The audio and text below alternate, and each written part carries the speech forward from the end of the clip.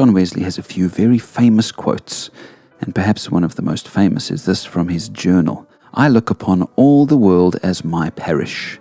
Thus far I mean that in whatever part of it I am, I judge it meet right and my bounden duty to declare unto all that are willing to hear the glad tidings of salvation."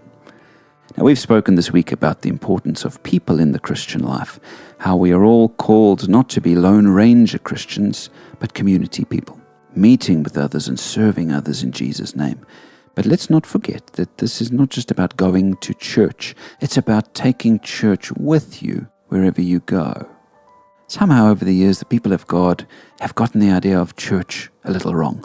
We associate church with the place that we meet for our society gatherings, our class meetings, our band meetings. And so we talk about going to church. And this is certainly not the way that the New Testament understands that word.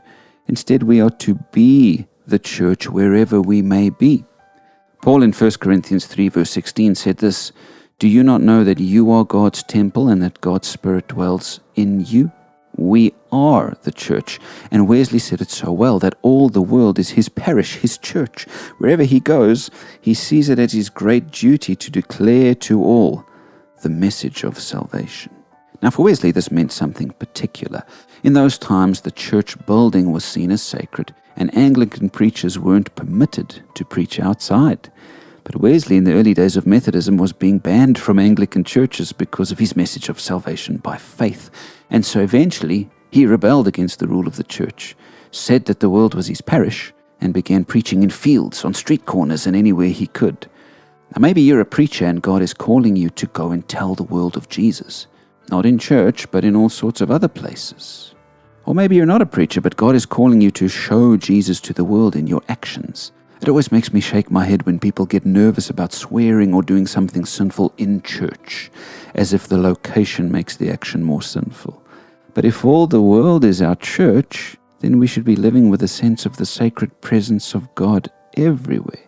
And we should be spreading His word and telling of His glory and love everywhere. So is the world your parish, your church?